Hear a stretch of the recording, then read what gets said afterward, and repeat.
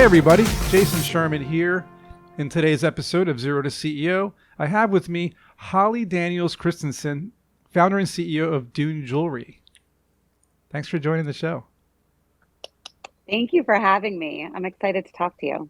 And I'm wearing Talk one with of your you. I'm wearing one of your pieces. It's beautiful. The sterling silver necklace that has like some Hawaiian shells in it that I chose in turquoise because I've always wanted to go to Hawaii. So like your jewelry company helps people, like you said, manifest their dreams or support sustainability. And before we get into exactly how you came up with this $1 million business, let's talk about the beginning, right? Like how you turned from a dropout into this brand. And that's the topic of our episode today, is how you went from a dropout to $1 million business and how others can do the same. I love it. Yeah, I really didn't, let's be honest, I didn't know exactly where I was going as a dropout. I knew I had a great work ethic. I truly enjoy people. I have an artistic side.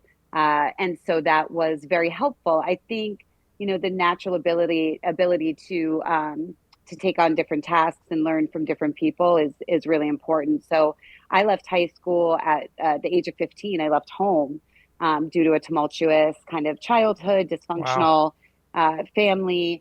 And I just never looked back. I think you can go two ways. You either kind of submerge yourself in the current situation, or you dream of a better life, a better being, a You better said you feeling. said you were 15 years old. I mean, that's Yeah. to leave your home and just kind of choose a path. How did you get through those early days of figuring out, which path you wanted to take? You mentioned people giving you advice or mentoring you. Was that a big piece of 15 to say 21 to really find your voice? Later on, the mentoring has been it's been life changing for me. But early on, it was more of a survival instinct. It was like, I'm leaving. I need to. I had held a job down, believe it or not, since I was 11. Wow. Working under the table People could at learn a at thing or odd. two from you nowadays. I liked it. I don't know, nature versus nurture too, right? I was already predispositioned to like working and like people and like learning, but everyone learns differently, which I don't know. I think our educational system lacks that diversity these days, even no matter how hard educational institutions try. But for me, I just liked learning from doing different jobs and meeting different people and working underneath certain managers where I could absorb So you picked up a all lot of the things. skills along the way. I mean, that's Did. learning by seeing and learning by doing are probably the best ways of. Is this what you teach you have two daughters? Is this what you teach your daughters now that you know what you went through and you don't want them to go through the same thing, of course.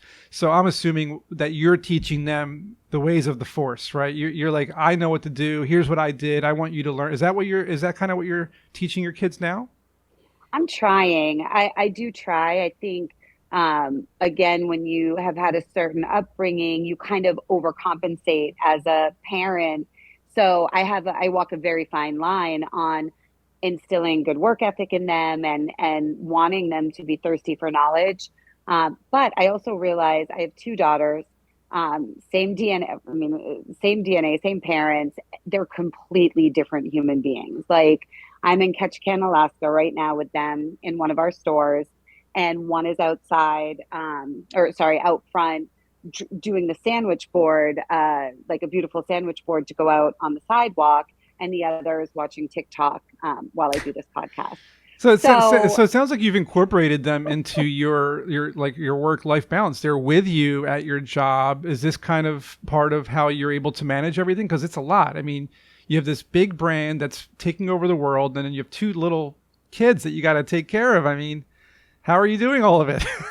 yeah, I'm so blessed that I was able to bring them on this trip. So I'm working 3 hours in the morning, and then we go do something fun, and then I'm on for another 2 hours at night, just catching up on emails and texts and DMs and all of that, because now everyone has 100 different ways to get in touch with you. So Which can be But yeah, frustrating, and overwhelming. yeah. And you have to learn how to, overcome that overwhelming feeling and just embrace it and take charge. Right. And so is that what you have your staff helping you do? Because, when I posted your necklace on my social media, it immediately got picked up by, I guess, your staff. So are you guys using social media as a way to visualize your creations? Oh yeah. I mean, my team is incredible. I had our operations director was actually before I started Dune Jewelry at my kitchen table in 2010, like 2012, 2010. He was my assistant in real estate at 22 years old. He had moved to Boston from Colorado, and we were working together. And I was like, I have this idea. Do you want to help me? Because he was much more technology driven, and I was much more art driven, Right. creative. Product. And so, yeah, product. And so he now, I mean, he's worn every hat in the business. I have 30 full-time team members now. Wow. And Congratulations. he's our operations director. So, um, How yeah, did you how it's did you get through that? Like, I mean, what would you tell entrepreneurs listening to this or watching this? Like, if they have an idea that they feel as though is as unique as Dune Jewelry, because it's very unique, how do they navigate that? How do they go from just an idea to 30-person team? well, I think first off, there's this misconception that it just happens for you, like, I'm going to have a great idea and now I'm going to own a multi-million dollar business. And for me, ideas are wonderful. I love them, but if you can't execute them, unfortunately, they're nothing. So Ideas are a dime a dozen, right? they're a dime a dozen. They are. I have ideas all day, every day, and I'm like, yes, no, yes, no. I have to really stay uh, focused. true Um, entrepreneur, true entrepreneur. right? I mean, execution is everything, and really, all execution is one step in front, one foot in front of the other. Just take little steps, make the list, call the people, talk to who you need to learn. Also learn from other people who are more experienced. If you can find a mentor, the SBA has a program called SCORE that's awesome. It's free mentorship. I still have a SCORE mentor that I've had since 2012, and he's been incredibly helpful building my business. But yeah, I think it's one foot in front of the other. One of the things I noticed from entrepreneurs that I've mentored in the past were people who have come to me pitching ideas, right? They say the reason why they haven't done it yet, and this is what I was like, why didn't you do it? Why aren't you doing it? They're afraid. They're afraid of failure. They're afraid of losing time and money. They're afraid that they won't be good enough, or the product won't work, or people won't buy it. How do you overcome that fear and just kick ass? How do you do it? Because Yeah, this is the secret, man. No one knows how to do it, and maybe you can give us that's a some. really great question. I think there's so many You did cliche it. things I can say. I What are the? know, Okay, but give us three. Give us a top three. oh my gosh, top three. First, what do you have to lose, right? Like, what do you have to lose?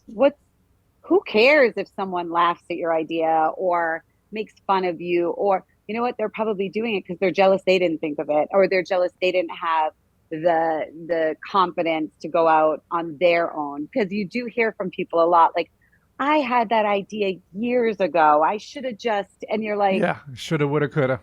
shoulda, woulda, coulda. I always say So haters aren't really haters. They're just jealous. They don't hate you. They're just jealous of you. I believe that. I'm such a huge advocate for entrepreneurs, though. Like, there's so much room for success for everyone. And in the beginning, when I was so insecure about my lack of formal education and things, it was harder for me to, like, I would get salty. I'd look at other entrepreneurs and be like, oh, I could have done that, or I could have. I did. I'm being honest. I was like, that's not that clever or whatever. But it was a reflection of my own insecurity because I hadn't come into my own yet and I hadn't found my footing and my confidence. But none of it. It I hate sounds to like sound so. it sounds like that's your second tip. Your second tip is overcoming that insecurity. It sounds like, right? So you said the Yeah, first one is why don't you do it, and the second one is what do you have to lose? You said, and the second one is overcoming that insecurity. It sounds like, right? Getting over yourself and just trying something new, right? Is that what it sounds like to me? absolutely. We're all meant to be here, whether we're entrepreneurs or not, whether we're producing or not, as human beings, we have the right to live a beautiful life.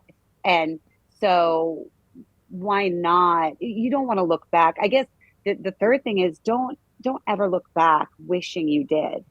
That's Mm, the worst feeling. Like regret. yesterday, Oof. quick 2 second story. We went to this lumberjack show here in Ketchikan. It was amazing. The Great Alaskan Lumberjack Show. At the end of it, the lumberjacks come out and you can do a photo op with them. And my two little girls were like, oh, no, like they're confident little girls, but in the moment, for They were some reason, shy. they just, yes. And they're like, no, no, no, no, no. When they got And like home, they were like, I wish I 10 did minutes it. later, they did. They go, uh, oh, we should have done it, Mom. We should have done it. And I'm like, oh, it's the worst feeling. And I wanted to fix it for them, but I couldn't. You've got to feel those feelings of, all right, next time you just jump in that picture. Next time you take the picture without It's, them and then it's green fun. You have screen a them life in to later. live. So Yeah.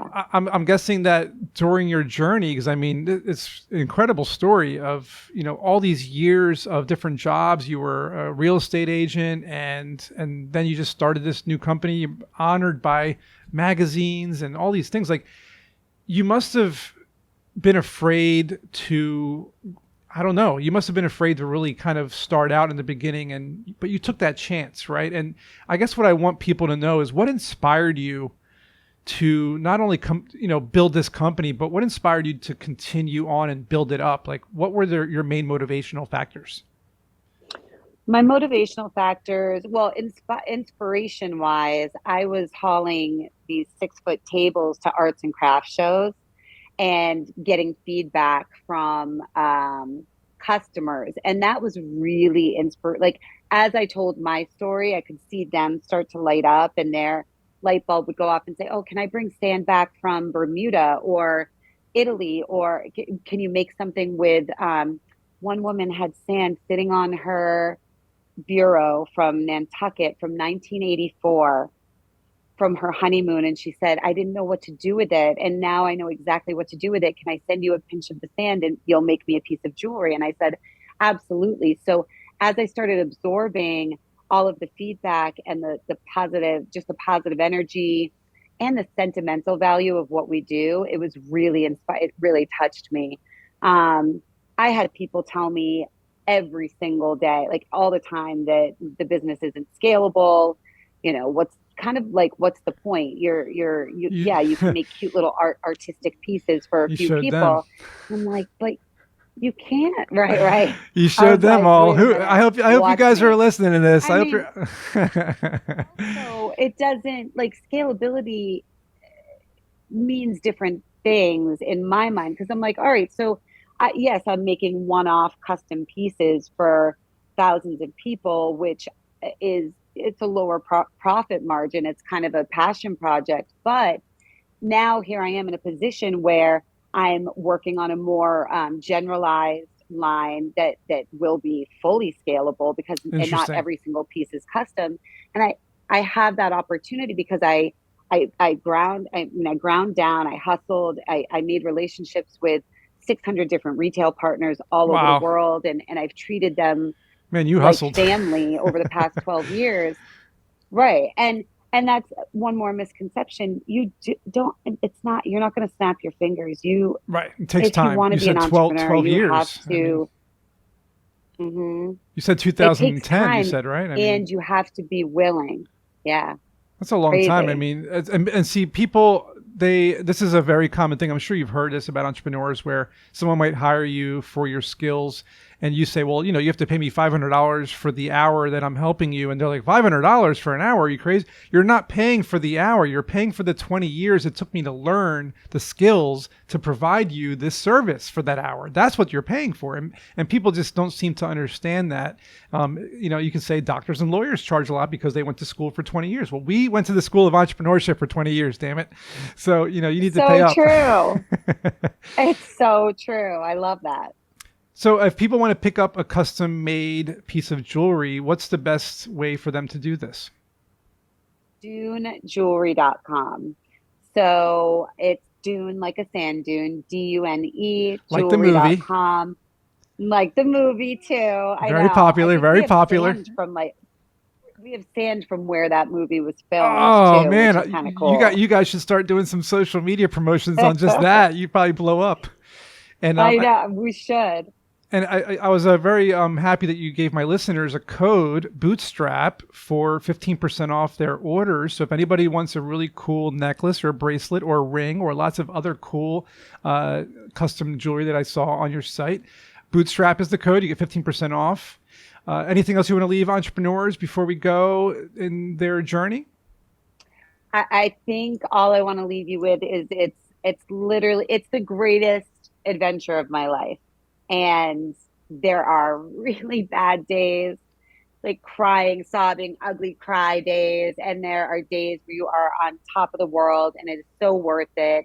And it's the greatest journey of my life. So just do it. Nice.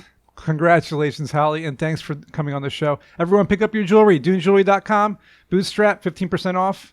And as always, I'll see you in the next episode.